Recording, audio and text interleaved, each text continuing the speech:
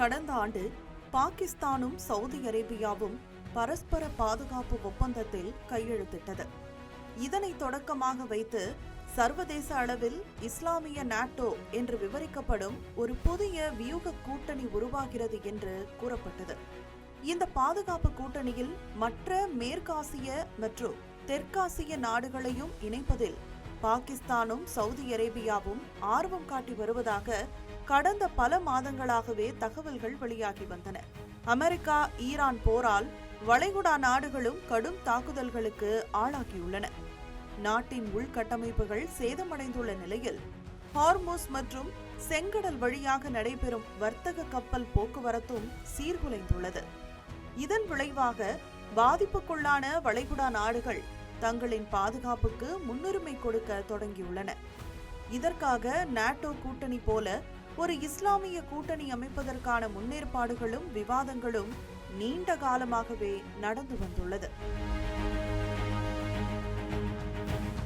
Iran போர் தொடங்கியதிலிருந்து Saudi அரேபியாவும் பாகிஸ்தானும் இஸ்லாமிய கூட்டணியை உருவாக்கும் செயல்முறையை விரைவுபடுத்தி வந்தன. அரசுமுறை பயணமாக சவுதி அரேபியா சென்றுள்ள பாகிஸ்தான் பிரதமர் ஷெபாஸ் ஷெரீப் தலைமையில் அந்நாட்டு துணை பிரதமர் இஷாக் தார், பாகிஸ்தான் ராணுவ தலைமை தளபதி ஃபீல்டு மார்ஷல் அசீம் முனிர் ஆகியோர் பட்டத்து இளவரசர் முகமது பின் சல்மானை சந்தித்து இரு நாடுகளிடையேயான எதிர்கால பாதுகாப்பு உறவுகள் குறித்தும் விவாதித்துள்ளனர்.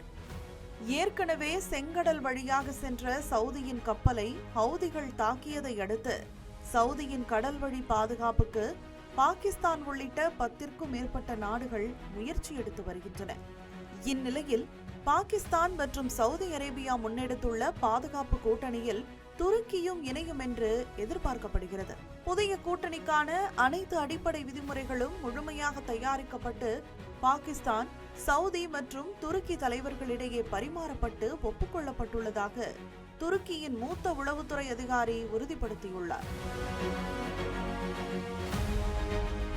சவுதி இளவரசர் முகமது பின் சல்மான், துருக்கி அதிபர் எர்டோகன் மற்றும் பாகிஸ்தான் பிரதமர் ஷெபாஸ் ஷெரீப் ஆகியோர் ஜெட்டாவில் சந்தித்து மிக முக்கியமான மேற்காசியாவின் பாதுகாப்பு கட்டமைப்பை அடிப்படையிலேயே மாற்றியமைக்கக்கூடிய முத்தரப்பு பாதுகாப்பு ஒப்பந்தத்தில் கையெழுத்திட்டுள்ளனர்.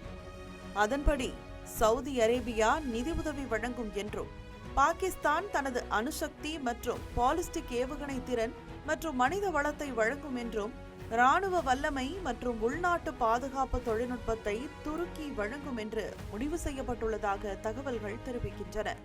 ஏற்கனவே சவுதி அரேபியாவுக்கும் பாகிஸ்தானுக்கும் இடையிலான பரஸ்பர பாதுகாப்பு ஒப்பந்தத்தின் கீழ் கவசப்படை, பீரங்கிப்படை, காலாட்படை மற்றும் ஏவுகணை பிரிவுகள், அத்துடன் 2 விமானப்படை பிரிவுகள் மற்றும் 2 கடற்படை தொகுதிகள் ஆகியவற்றின் ஆதரவுடன் சுமார் 25,000 வீரர்களை சவுதி அரேபியாவில் நிலைநிறுத்த பாகிஸ்தான் ஒப்புக்கொண்டுள்ளது.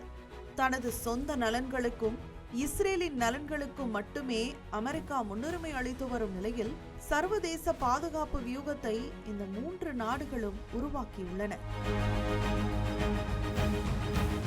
தமிழ் ஜனம் சேனலை சப்ஸ்கிரைப் பண்ணாம பார்த்துட்டு இருந்தீங்கன்னா மறக்காம சப்ஸ்கிரைப் பண்ணிடுங்க.